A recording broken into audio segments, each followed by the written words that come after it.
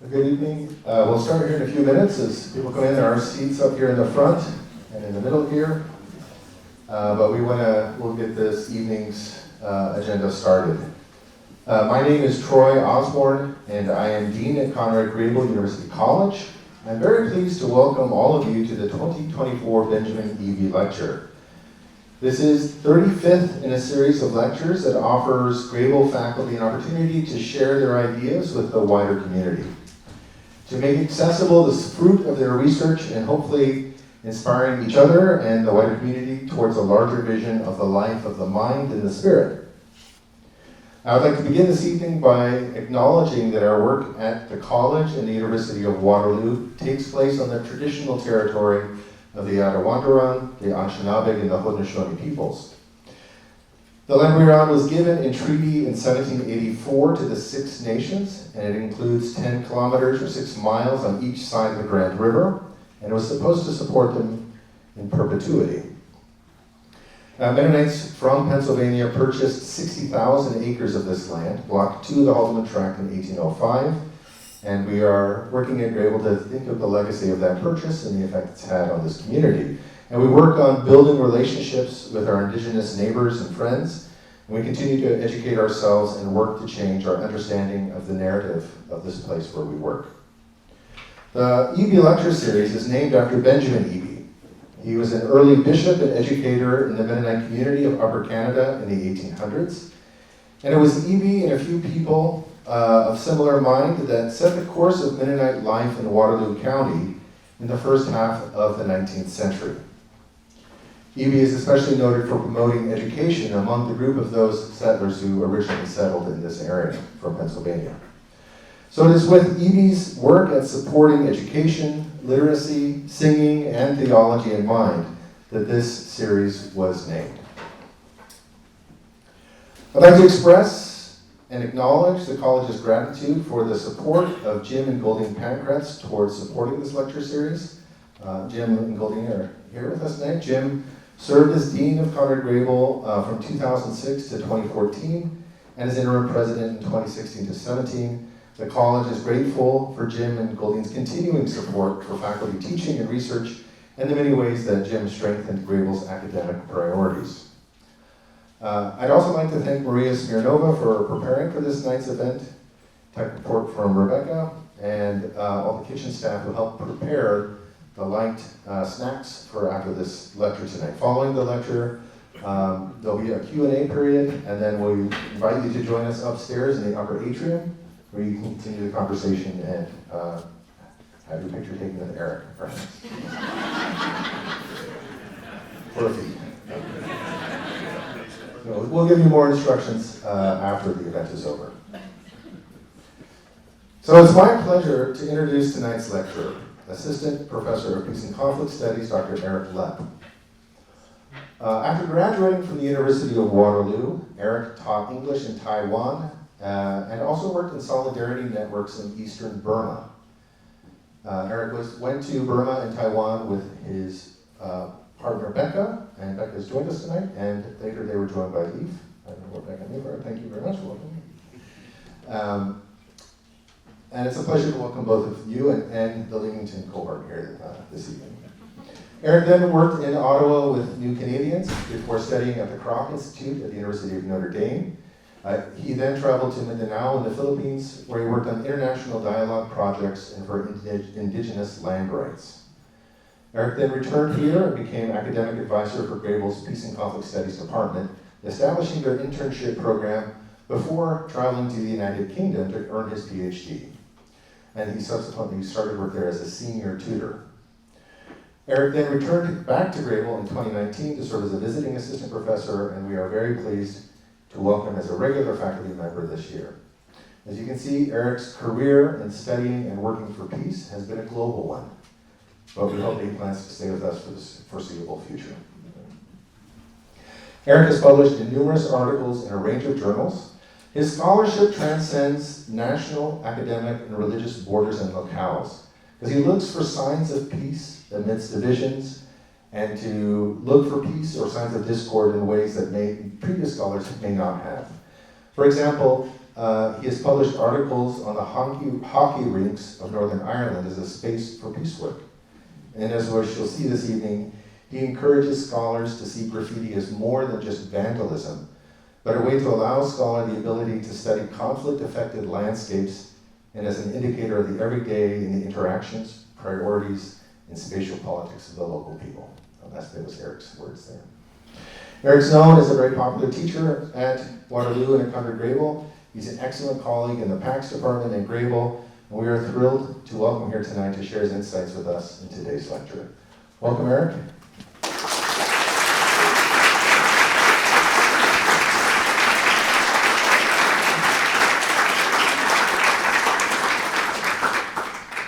I see a few of you didn't get Taylor Swift tickets, so this is going to be all right.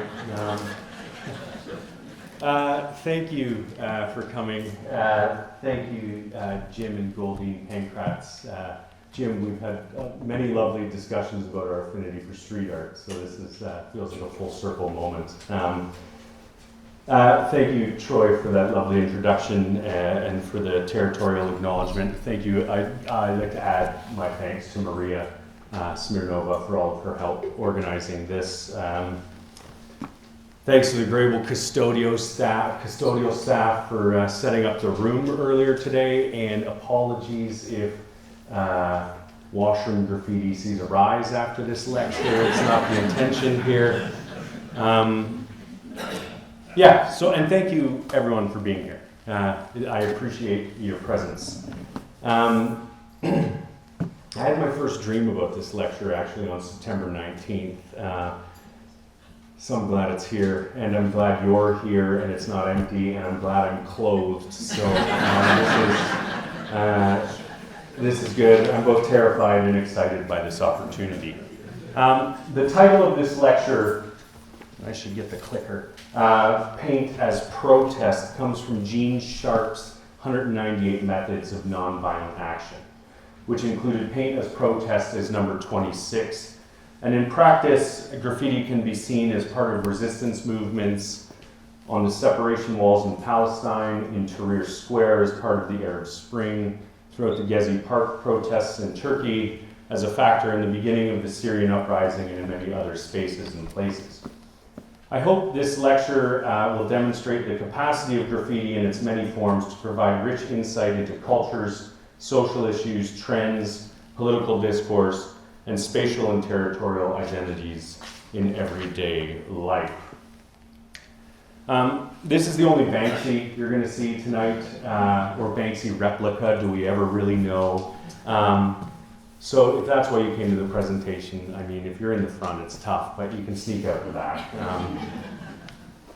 In this lecture today, I'm going to attempt to bring together the past 5 years of research in three different settings. Nicosia, Cyprus, locally here in the Waterloo region, and in Belfast, Northern Ireland. It's probably a bit of a mistake. Is there a lot of feedback coming on? Should I sort not just... It's probably a bit of a mistake to try and cover 5 years of research in about 45, 50 minutes, but I'm going to go for it. You're all here, so I don't know if they ask people to come back twice for the EB lecture, so I've got you. So embedded in that, then, there's some personal reflections. And also in this talk and any research project where you walk in spaces where violence has occurred, I hope to do so that and tread on this with a certain level of humility. The edges of my knowledge and understanding continue to be widened by the people, places, and the paint along the way. Quickly, before I start this lecture, I want to admit that not all of this work is just mine. I would love to say that, but I'm part of a group of academics. There's 5 of us, and we gave ourselves the name Consortium because that's something it felt like academics would do. We've become the International Consortium for Conflict Graffiti. Each of us met as early career academics at the University of Manchester, and now we hold positions from Coventry in the UK to Manchester to Belfast to Waterloo to Sydney, Australia. So results of this consortium's work together have been newspaper articles, a piece for The Conversation UK, 4 academic journal articles, and a colorful gallery exhibit with an interactive wall that visited Grable in 2022. Not pictured here are a number of wonderful people, mostly from our Peace and Conflict Studies and our Masters of Peace and Conflict Studies programs, who contributed in a myriad of ways.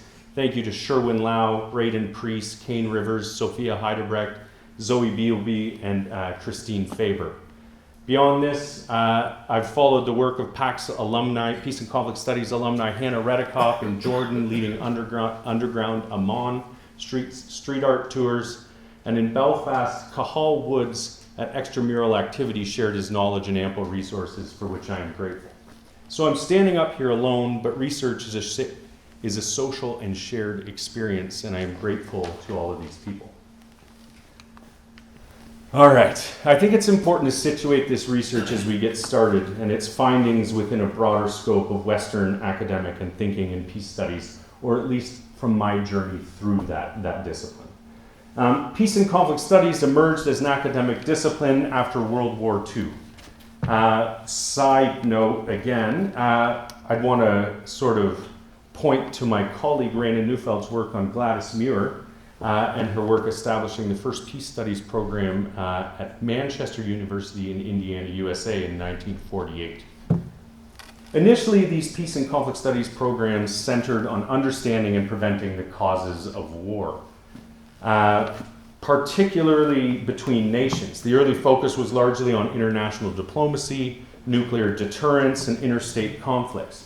If you think about this era as the Cold War, when Russia and the USA were in a time of developing arsenals to ensure mutually assured destruction should the war between them turn hot, this was also an era of alliance building along the lines of democracy and capitalism on the American side and the promotion of communism coming from the Soviet Union and Eastern Bloc. In broad strokes, the global peace-building response following the fall of the Berlin Wall was termed liberal peace-building.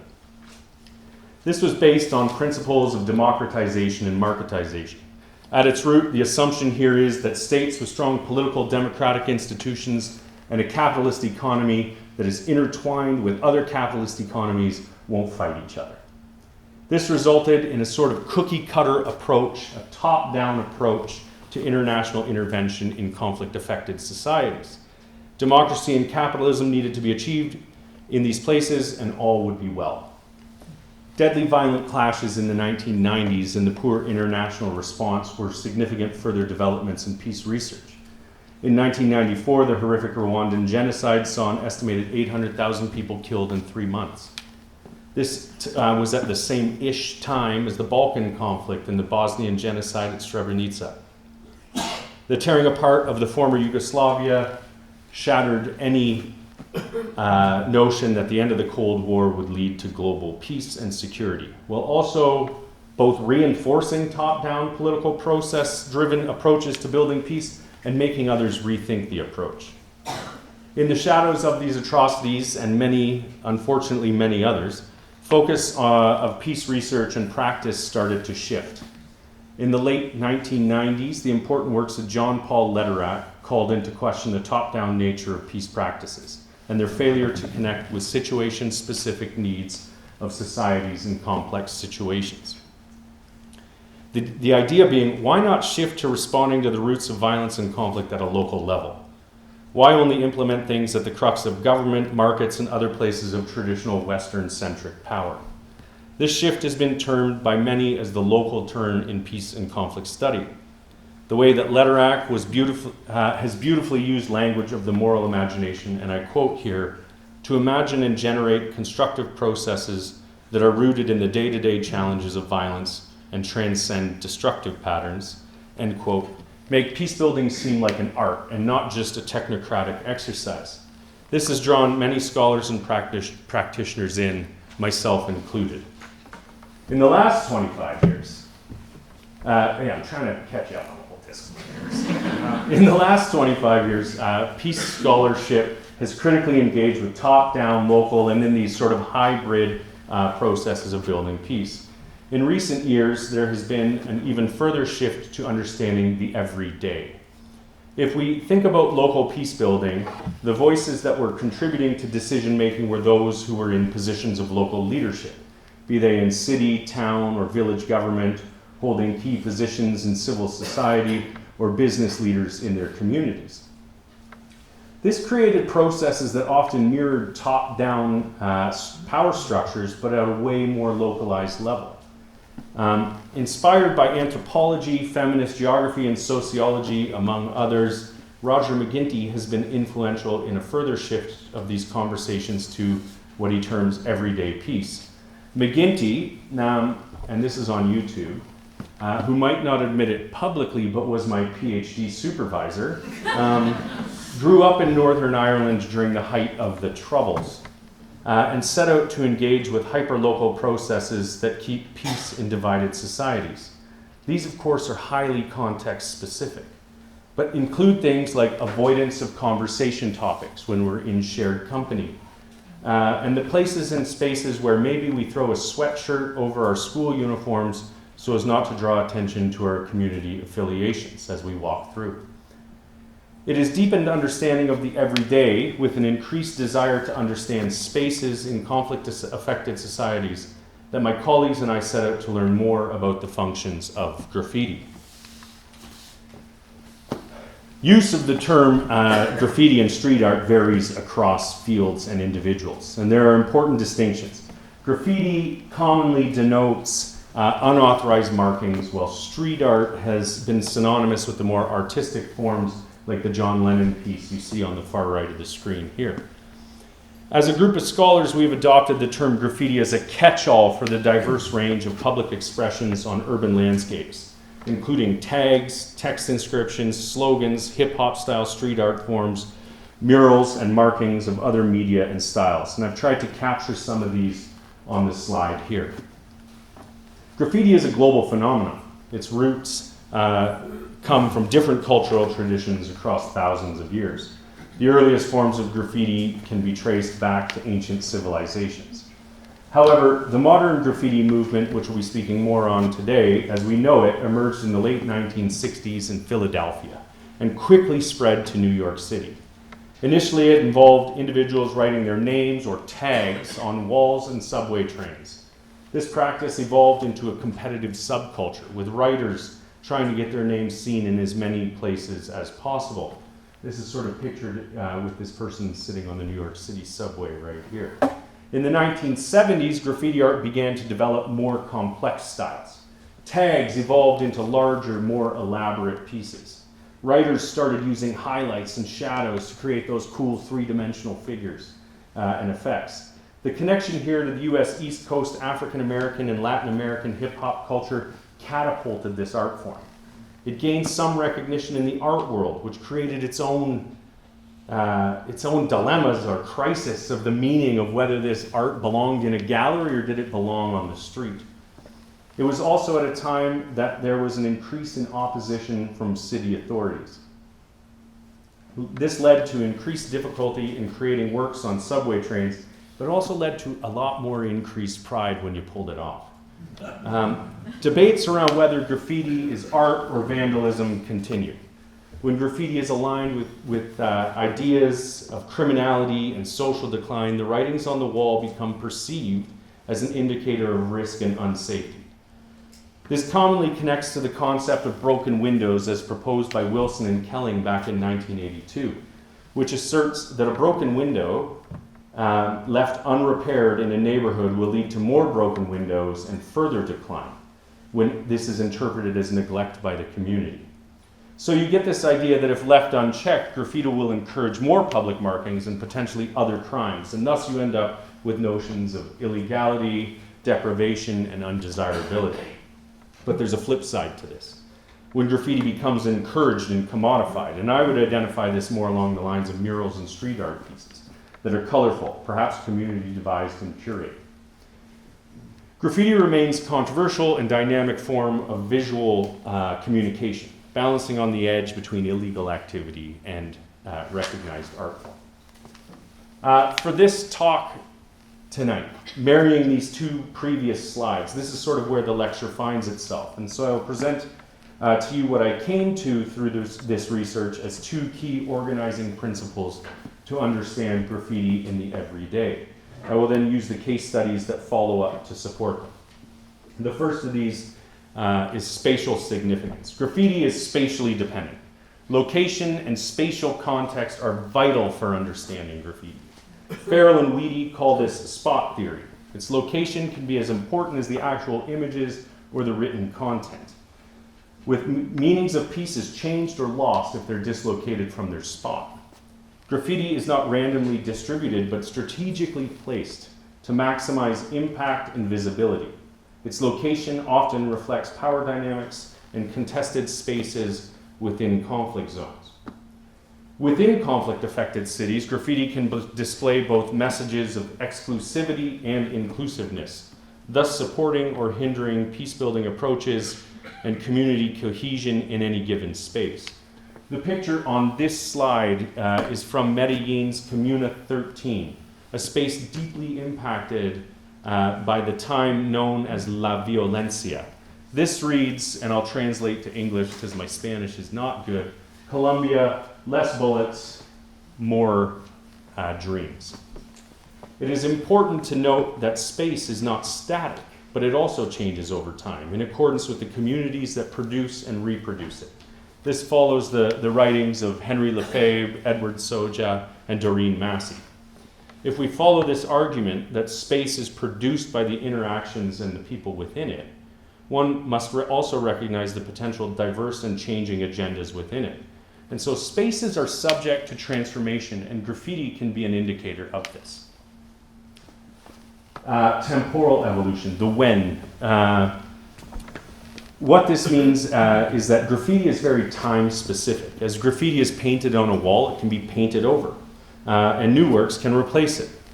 Graffiti showing up in certain places at certain times, or the replacing of a mural, can serve as an indicator that certain beliefs or actions are no longer considered part of a community's prevailing mindset or values. If we think of graffiti as presenting a local voice within the ever-changing dynamics of a conflict-affected space, the temporality of graffiti gives researchers and observers, such as peace practitioners and policymakers, an opportunity to see attitudes and opinions in a specific moment of time. As the art or writing on the walls changes or is challenged by new opinions and thoughts, we can watch these same attitudes and opinions shift through time and space. The analysis of when and where is painted is vital to understanding its message and can provide nuanced insights into local communities, sentiments, and politics. In divided societies, graffiti can allow for an understanding of which political messages are socially acceptable, where, and by considering previous versions of graffiti in the same space, how politics and attitudes might change over time, remain the same, or even demonstrate competing narratives in the same neighborhood.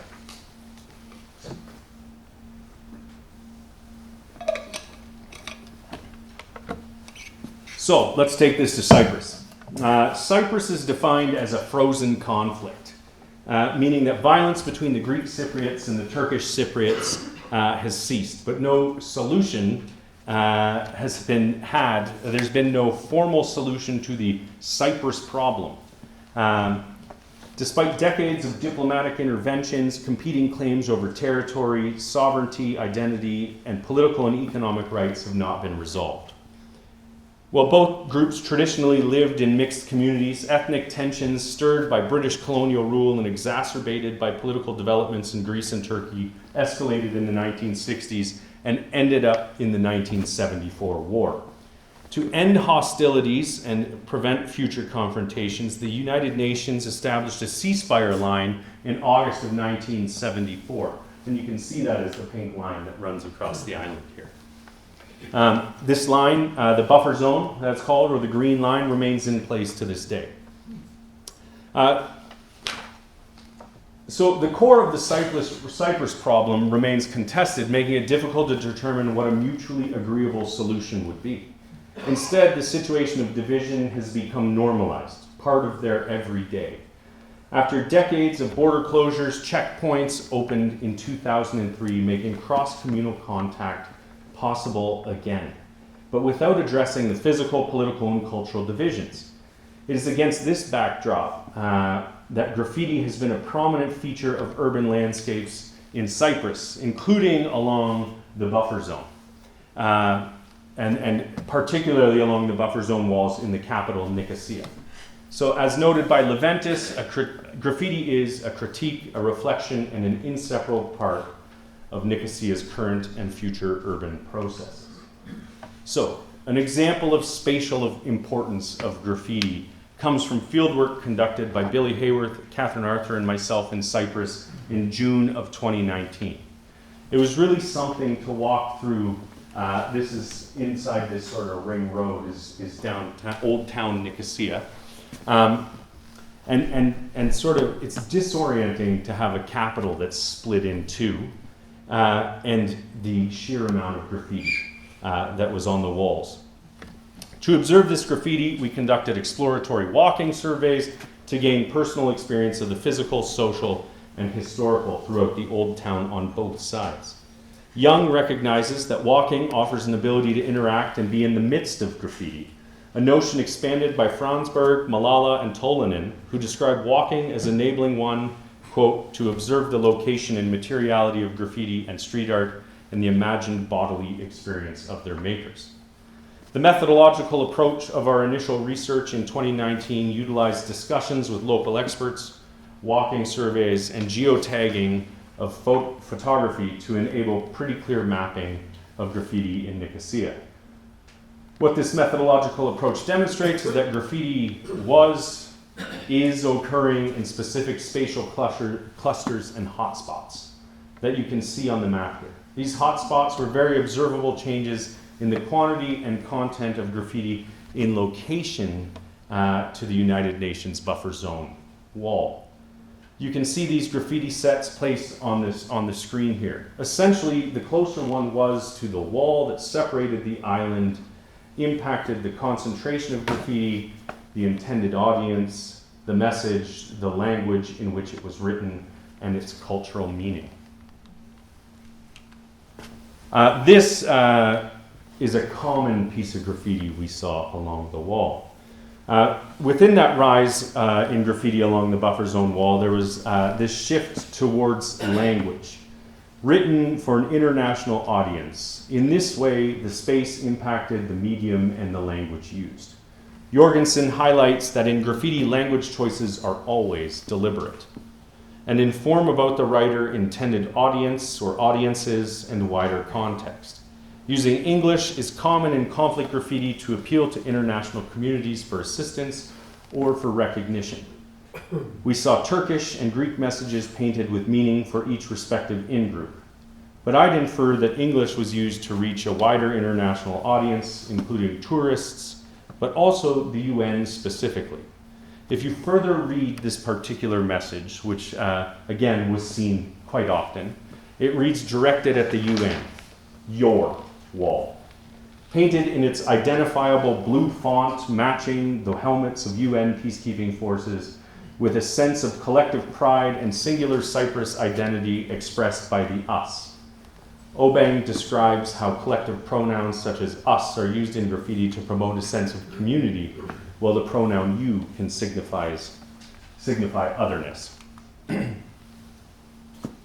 Conflict-affected societies don't operate with singularity. In other words, they're not only aware of their own historic troubles or the conflict and division in their daily lives. Focusing on graffiti and its visual impact on the everyday demonstrates other local and political issues.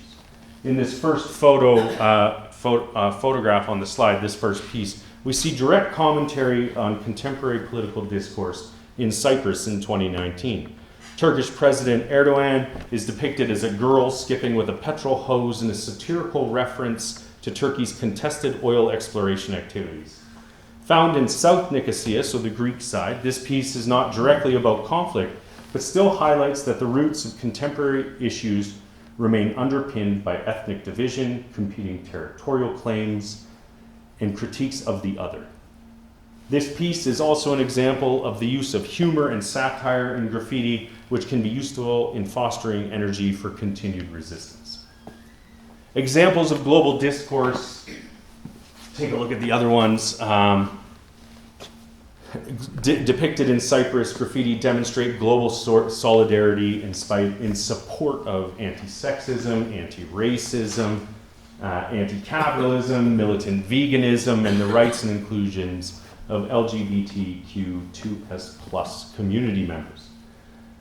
These pieces demonstrate how graffiti can provide marginalized groups a platform for expressing their voices, protesting negative views, and redefining and reclaiming their place in urban, social, and political spaces.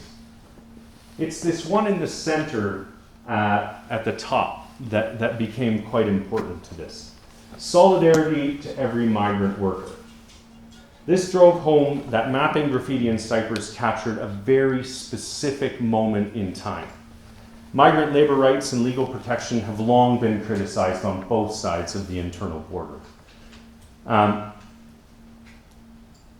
But at the time we were there in Cyprus, they were reckoning with the news of a serial killer being caught who had targeted female domestic workers, likely because of their vulnerable position in Cypriot society.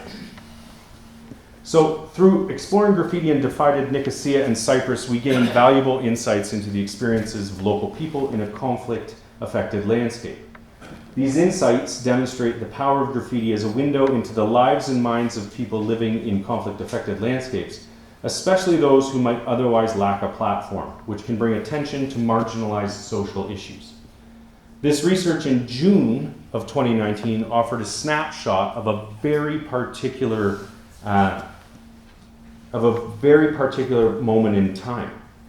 But as we know, and as I've said, graffiti is always changing. And so questions emerged amongst us about how we might be able to use many snapshots in time to learn more about changing attitudes and understandings in conflict-affected societies, further engaging this sort of Venn diagram of graffiti in time and space.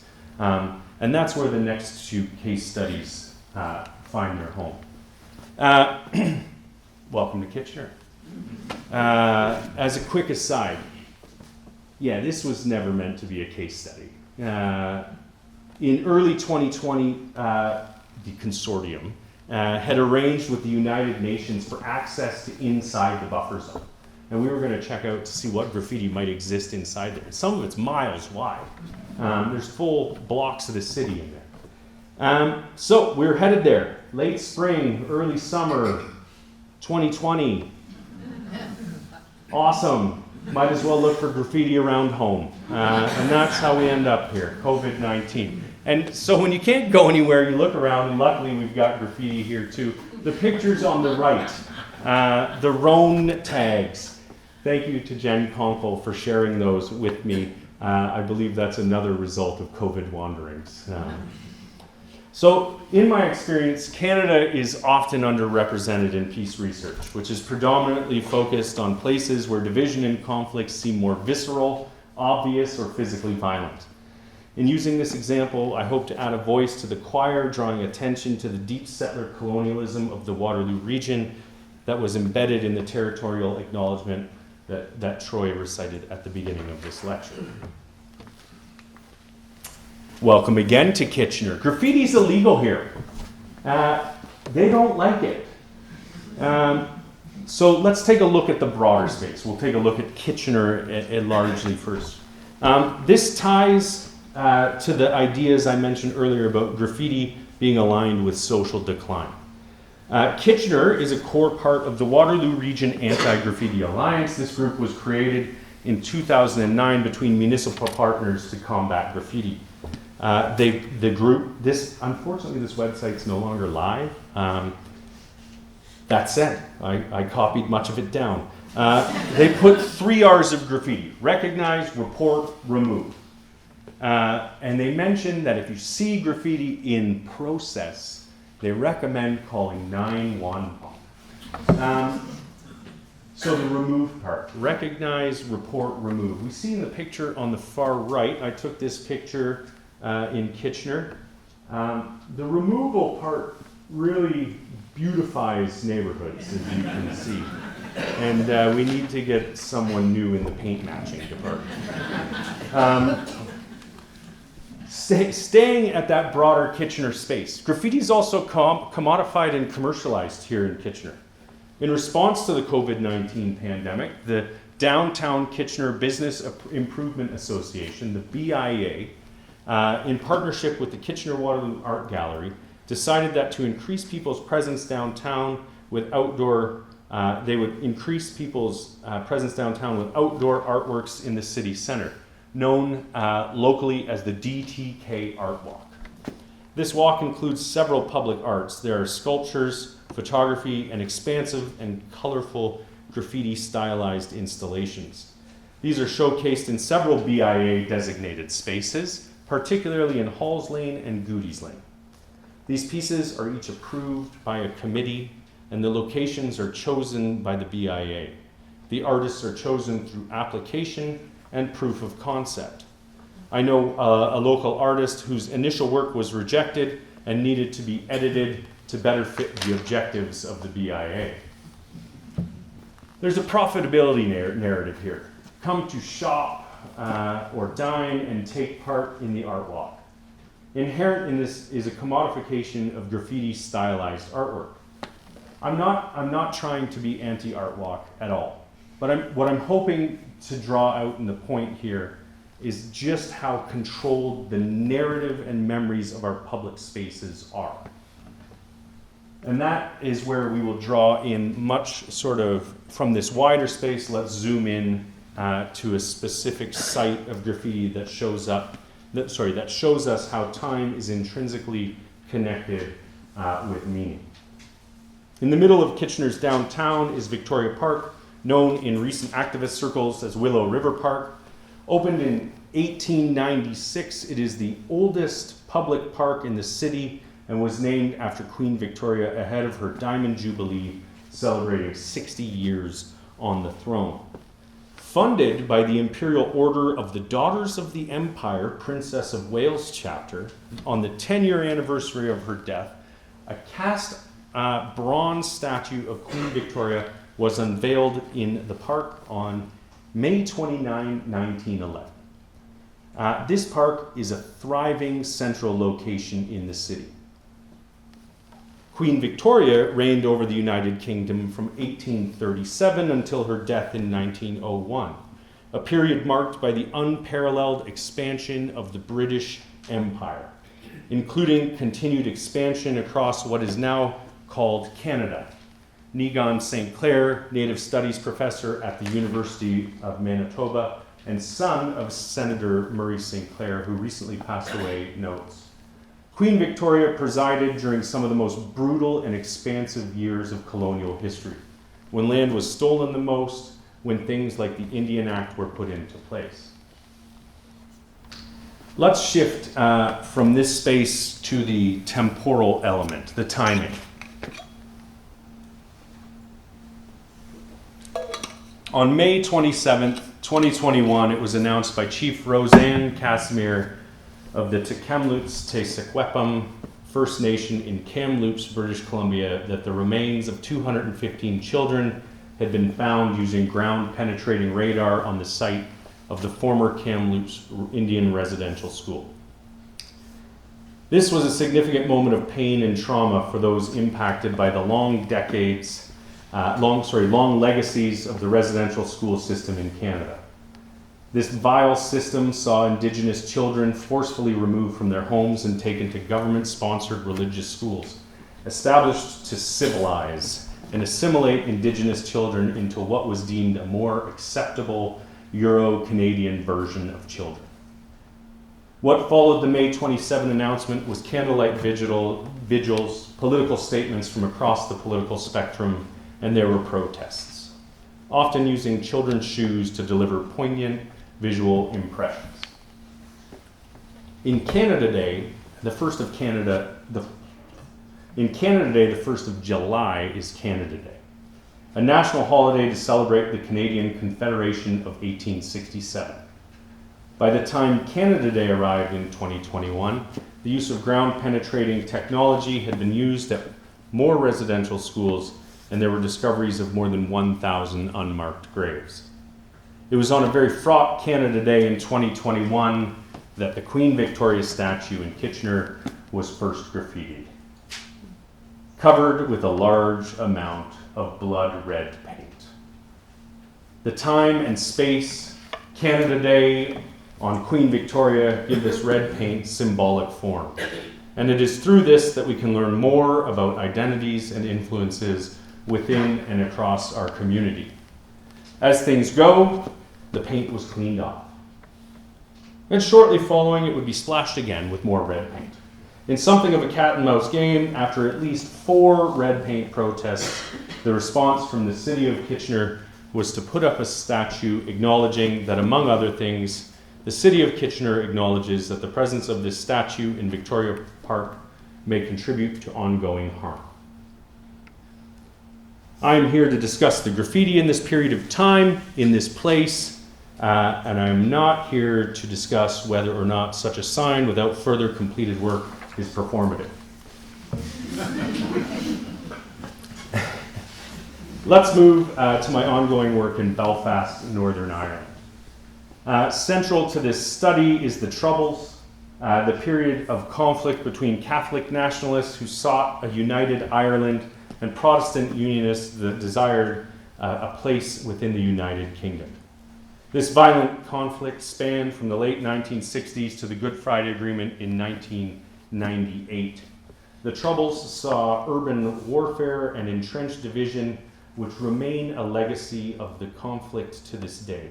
And if one finds themselves in a single identity neighborhood in Belfast, the use of flags, painted curbstones, graffiti, and murals offer a quick reminder as to whose neighborhood one is in. Murals on gable ends in Belfast. So gable ends, this is the end of like a row of townhouses. I'll call those gable ends. Murals on gable ends in Belfast have a significant and important place in understanding the past, the present, and the future. There are accounts of murals memorializing King William of Orange, seen on the far right. King William of Orange's victory at the Battle of Boyne. These have been in Unionist neighborhoods leading back to the beginning of the 20th century. But the competing practices of muraling across both communities took off in practice in the 80s and 90s. You will see the current tribute to imprisoned Catholic nationalist Bobby Sands, a hunger striker who died in 1981 on the left of the screen here. During this era, Bill Ralston, and Bill Ralston is the king of mural research in Belfast. We are all just following amazingly. Noted that nationalist Catholic murals were utilized to illustrate Irish history and mythology, current political grievances and demands, and solidarity with political struggles elsewhere. In Unionist neighborhoods, there was a shift in the same period of time, in the 80s and 90s, from murals that paid tribute to the British military role in the world wars and the monarchy to celebrating paramilitary prowess and dominance. These murals often depicted hooded men with guns. So, post-peace agreement. 2006, the Arts Council of Northern Ireland makes £3 million available to address the physical and psychological legacy of the Troubles through, and I'll quote here, increasing pride and strengthening relationships within communities through artistic expression, and where relevant, assisting with the process of replacing divisive symbols and emblems with collaborative and positive artwork. Yeah, it wasn't easily done. So my colleagues and I, to capture Belfast's sort of evolving muralscape, created an original data set of graffiti images organized by the site in which they were collected. The data set is based on open access records, digital archives, and a limited number of our own photographs.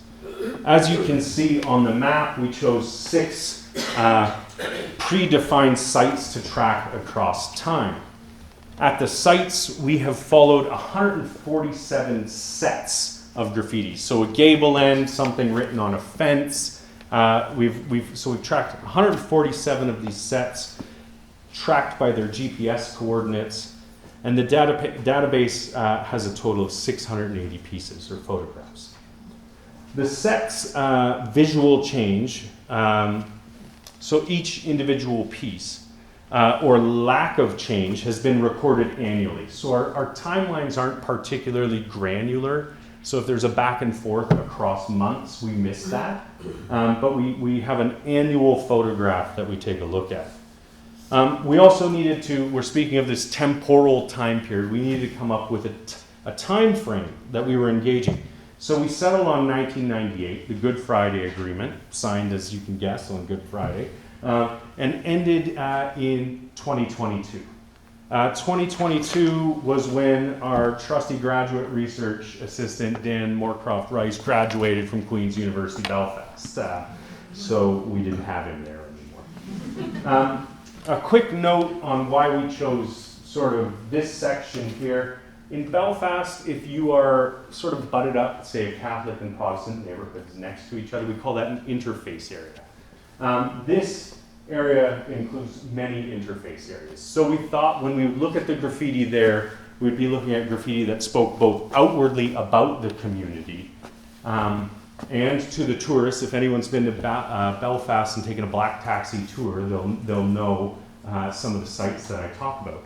But then we chose these communities on the far sides, and those are communities that are within single identity spaces strongly. And we thought there we would be able to watch the message that we were giving to our own community through our murals.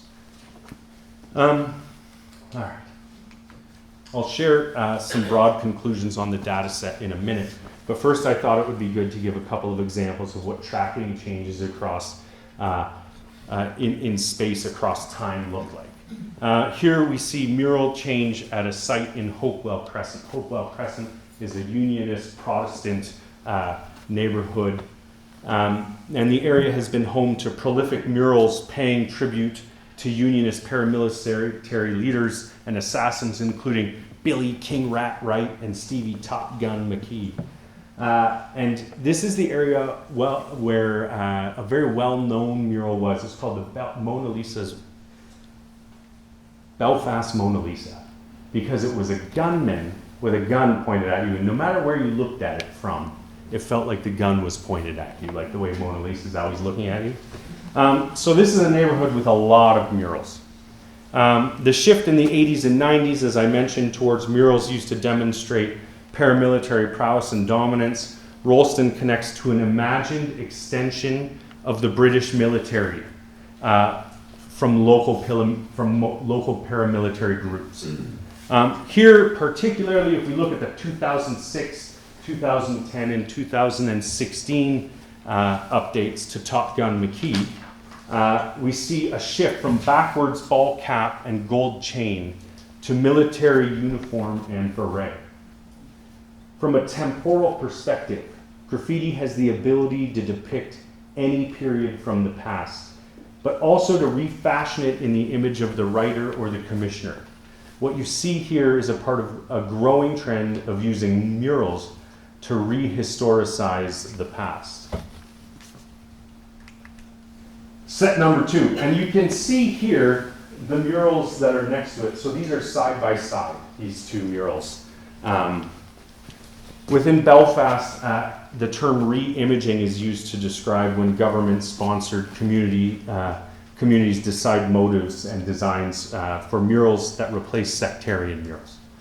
Here we see, again, this site offers a great example of re-imaging.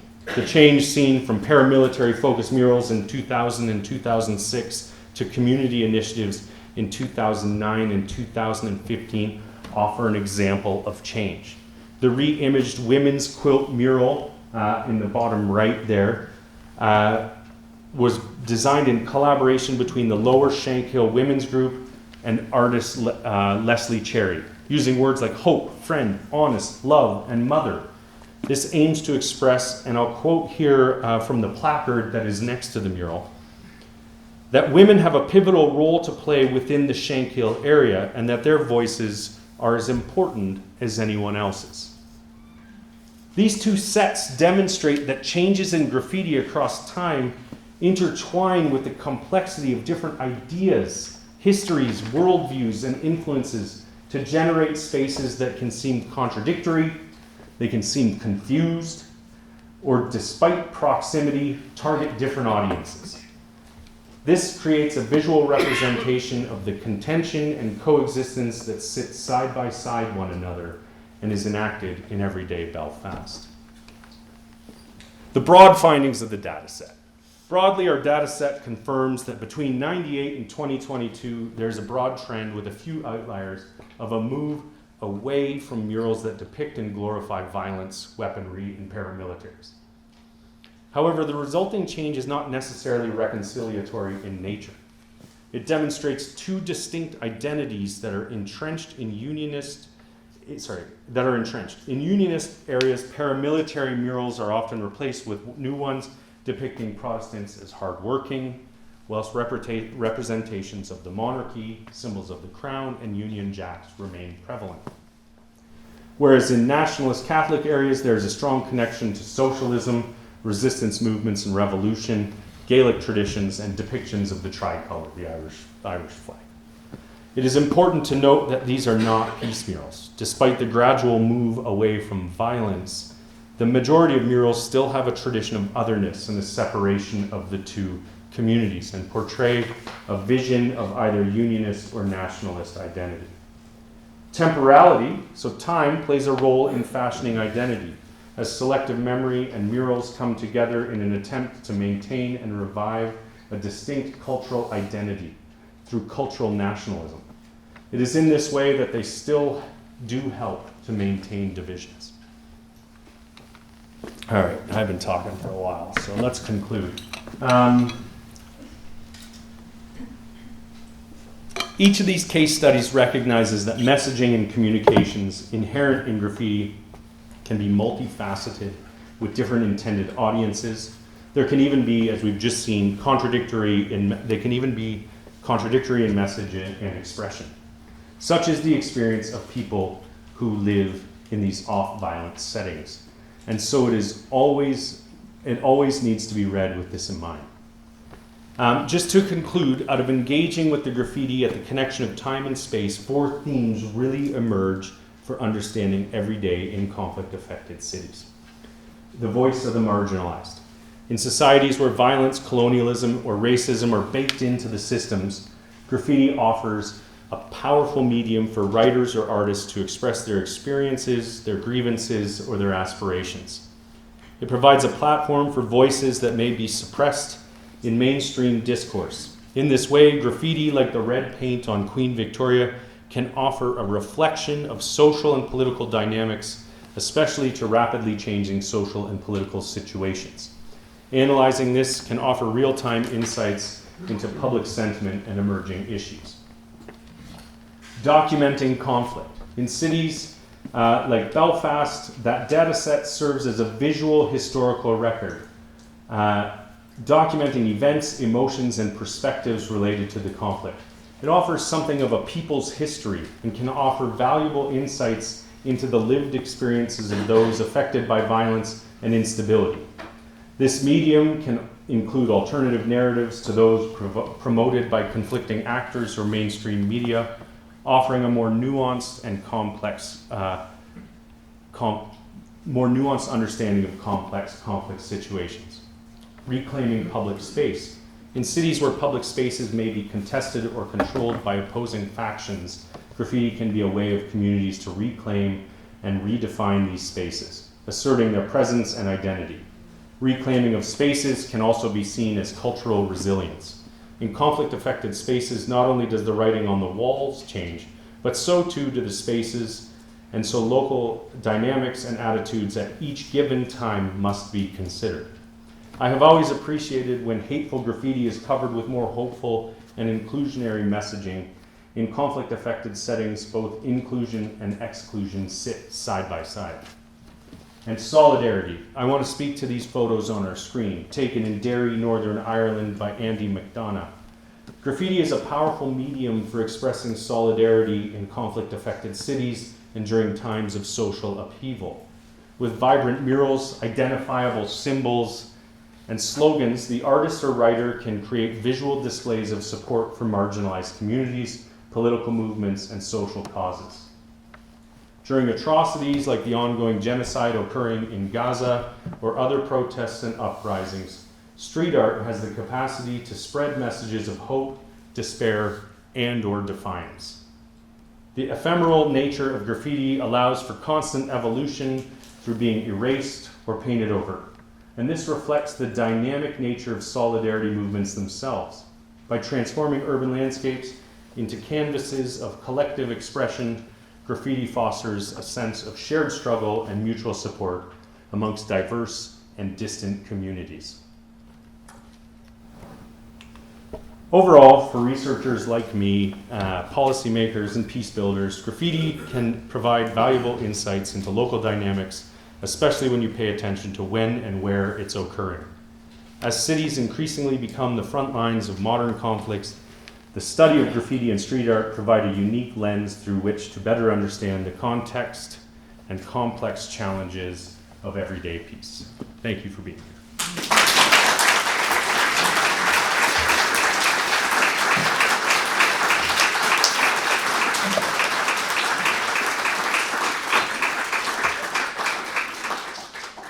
Thank you very much, Eric. That was a great introduction to your work and to some conflict zones that some of us are more or less familiar with. It's fascinating. We have a few minutes here where we can take some questions from you all to Eric. Just a reminder that we will have some refreshments upstairs. If you don't get your question now, you can ask upstairs. But I'd like to bring the mic around just to make sure that everybody can hear your question. So it'll be helpful to everyone if you can ask your question into the microphone.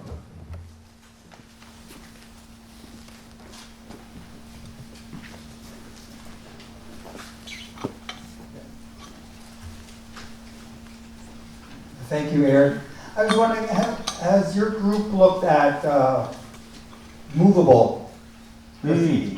I think so, especially of public transit, trains, and trucks, that kind of thing. Yeah, it's a great question. There's a lot of stuff now thinking about, have you seen that where you cast light? Like you project an image onto a building. Like I think of, in particular, I think it was in Prague, I could be wrong, but they projected scenes from Ukraine onto the Russian embassy, just from a projector. We've seen it done. Oftentimes there's a group that does a lot of this. They're called Led by Donkeys. They do this a lot in the UK, where they'll project things onto things like the Big Ben when they wanted to talk about Brexit. So there is this sort of world of graffiti emerging where there isn't a product left over. I think maybe that's what you're getting to. Is that correct, or? Well, yes, but you do see a lot of graffiti on vehicles. Oh, like moving things. Yeah. Oh, now I get it. Yeah, I thought like removable. All right. Yeah. Actually, there's some interesting stuff on graffiti on trains in Canada, because if you tag something at a harbor in Nova Scotia and then someone's snapping a photo of it driving across the prairies in Saskatchewan, it's sort of that whole idea of spot theory could really be played with in a lot of ways, because it's not where it was meant to be. You're asserting your territorial claim over, Roster in Saskatchewan instead of, Halifax, which is an interesting concept. So yeah.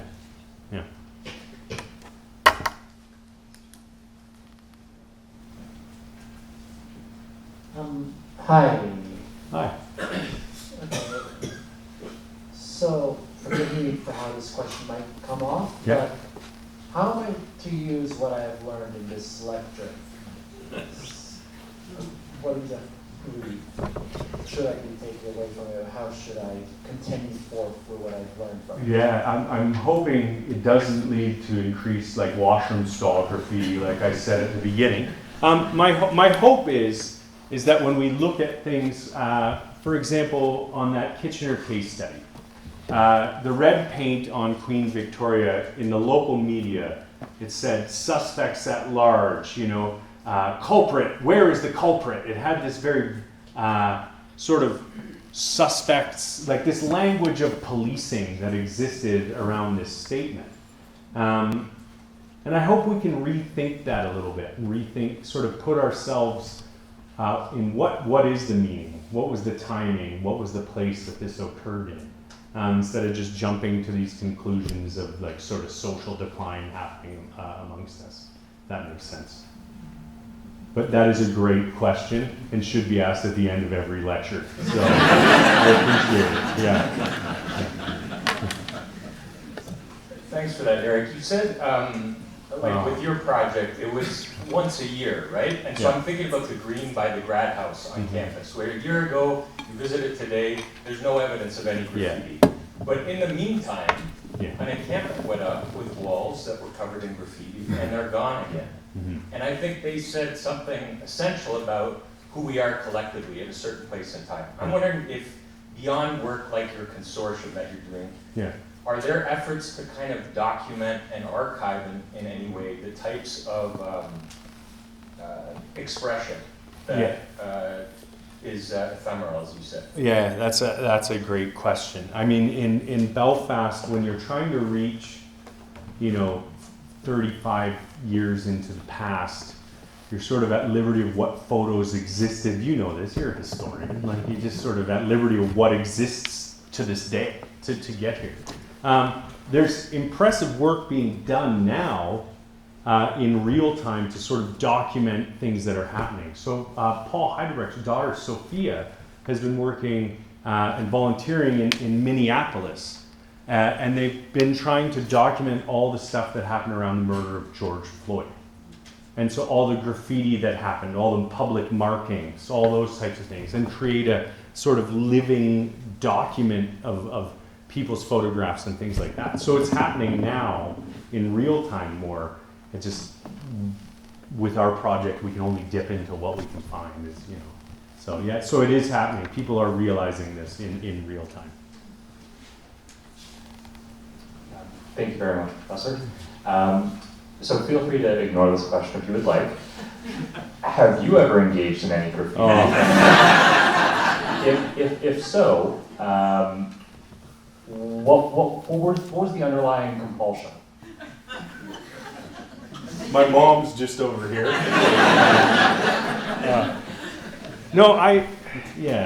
It's a fair question. I'll stick to what's the compulsion and speak to it broadly. Like my dad's stories about his roommate here at Conrad Grable, whenever there were any trouble, you just say, it was my roommate who did it, right? I think, a lot of the times we can laugh off graffiti as sort of youthful fraughtness or whatever you want to say. But I don't think that does it justice. I think when we look at youth who are making and producing graffiti, they're doing so because they don't feel like they have a voice in specific settings. I mean, sometimes, I think tagging, just tags where you just write your tag or your graffiti name, those can be kind of annoying. I worked as a custodian one summer for Ron Fleming over here, and that stuff existed all the time. It was a pain, right? Because you wanted to create this clean space for people to be in. But I think when the message goes beyond and tries to sort of say something political or meaningful, it really needs to be listened to. And I think that's the compulsion, is a lack of voice elsewhere. Yeah. Thanks so much, Eric, for your wonderful lecture. Really, really great. I'm a downtown Kitchener resident, and I look out my window and I see both Queen Vicky and the DTK art walk. Yeah. And I found it interesting that you put those together. Mm-hmm. And I wonder if you could say a little bit more about, the graffiti on Queen Vicky, done presumably by Indigenous activists and their supporters. Yeah. And then sponsored murals that many of which are by Indigenous artists. And there's the sponsored art versus the activist art.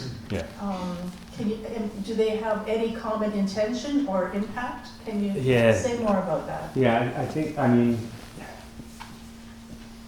I think these three projects lack a proper qualitative element to them. When it comes to the research and the way I've gone about doing it. Creating a data set is great, but we don't talk to anyone. those are the things that I think are coming next for us, is like we've figured out this mapping and trying to figure out this time and space. But I think those would just involve conversations with people affected. Say, how do these things sit side by side? I know it's hard to get paid as an artist, so I'm not going to dismiss any of the larger pieces on the DTK Art Walk, and I think they certainly are doing a good job of demonstrating that this community is more than the Queen Victoria statues. I know the third time that Queen Victoria got painted red, the city said, well, we're just going to leave it. It costs about $5,000 to clean Queen Victoria up. And that was kind of celebrated by a bunch of people because it changed the whole meaning of the statue when it was covered red. And then I don't know how power works very often. You think I would, but because I'm up here, but I don't. And it was cleaned off, and so I wonder if those, like, how they coexist. And I think there's a more qualitative approach that needs to come from that. This is a question. Thank you for your very interesting lecture. But do you think there will ever come a time with the research, the kind of research that you're doing, that certain graffitis will in fact become markers of historical just events or situations or persons? And similarly, like we know that Picasso is an indicator of the modern era and abstract impressionism. The same with. Do you see that coming at some point? Yeah, I think we might already be there. I think particularly with the Banksy work that comes out to much sort of publicity. But I also think the way social media. So it used to be we couldn't get pictures of graffiti. Now we can almost get the last 10 years on Instagram, right? And so it lives on. It's just not on that wall anymore. And so it helps to document it, but and it lives on more permanently than it ever did before, even if it doesn't exist in place. But I think that probably, that Bobby Sands gable end that is on there. Like, I think at this point that can't be touched. It could be updated or like cleaned, but it's such a landmark in Belfast. So there are certain ones like that in certain places. That are just now not going to change. So those exist as well. That helps. I don't know. So I think our last two questions we'll have time for. Again, just a reminder then we'll have the chance for further conversation upstairs. Thank you for your presentation. It ties into the previous question. I was fortunate to be in Belfast in 1987. Okay. And I remember when Bobby Sands died. Yeah. In 56 days of a hunger strike. Yes. And when we were there, you could see those murals everywhere. Yeah. Falls Road, et cetera, et cetera. Of course. And then my question is, how do you feel personally, sort of kind of this question, but when you saw the latest murals, now it's got a quilt over spots, like it's been painted over. Yeah. Does that feel okay with you? Or It's this group, Extramural Activity. They do a lot of stuff on documenting sort of the history of murals in Northern Ireland. It's run by a gentleman named Cahal Woods. And they actually have an entire section on that site of Bobby Sands and the way it's evolved and how that has come about. And I don't know if now it's where it ends or does it continue to evolve. I'm not sure. That's a great question.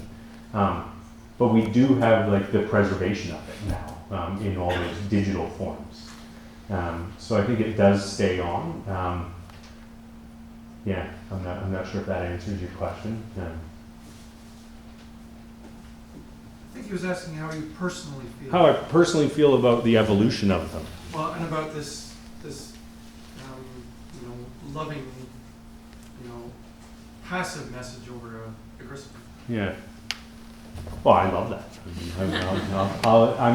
I would, aside from these maps and these murals, try and find places where you can find the good come out. In a place where a hooded gunman has been changed with something mundane like, hey, we made the Titanic here. Like, that's cool. Like, you've just gotten rid of someone who's intimidating and talking about a boat that didn't even make it once. But both sides agree that it was an Englishman who was the captain, you know? Like, I appreciate that. So, yeah. So. Thanks, Eric, for your presentation. I'm interested in the idea of when graffiti turned into a mural. And I'm thinking of things like in Belfast, they had one of them on Nelson Mandela was on the wall there. And it was a message as a model for social justice and change. And similarly in Atlanta, a lot of the graffiti and other things of Martin Luther King have turned into beautiful murals. Yeah. And that transition and its role in social justice seems to be very powerful, a very powerful tool of moving people towards better models of how to bring about just societies. Yeah. Thoughts on Yeah. You know, in Northern Ireland, the use of Nelson Mandela is quite common. The use of sort of solidarity with Palestinian movements is quite important. And one of the sites we look at is the International Wall, it's called. And it's a place just lined with black taxis with Canadians and Americans walking around taking pictures. And it's a fence, and each section has a different cause. And it's changed regularly. It's different every time I've been there. And sometimes they do a throwback where someone paints one that has been painted already. It's like giving a nod to the past mural that came before a few years ago. The interesting thing that happened on the International Wall, and this is a little bit of an aside, but this is on Falls Road, so Catholic nationalist neighborhood. During COVID, they had a salute the workers of the NHS mural. And the National Health Service is incredibly a British institution, right? It's sort of central to who they are. And that showed the sort of solidarity with the workers that the nationalist Catholic side wants to have, that sort of connection to the workers. But it went against the grain of what they had ever had there before. And so, you know, I think there's often, where am I going here? I think like there's often these ties like that the nationalist Catholic movement is much closer to international movements of emancipation than other groups. Yeah, it's fantastic. I don't know if that makes sense. Yeah, thank you. Maybe Eric, I'll just have one last question for you and say, what's next? What are you working on next in all these projects together? That's a good question that my boss is asking me. I am headed to Belfast in 2 weeks. The ice hockey team that I followed and the ice hockey supporters and fans every year in Northern Ireland, the Belfast Giants host 4 American university hockey teams. They call it the Friendship Four. It happens over American Thanksgiving. This year, they're testing themselves very much by inviting the Notre Dame Fighting Irish to come to their hockey tournament, which is chock full of symbolism. And so I'm going to go watch hockey. You know, that you might be paying for. I expect a sweatshirt. Well, join me, friends, in another round of applause.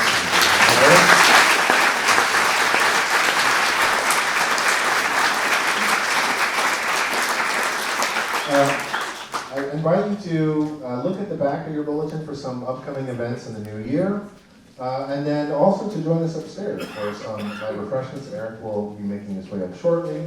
But thank you so much for joining us, and enjoy the rest of your evening and the rest of your week. Thank you very much.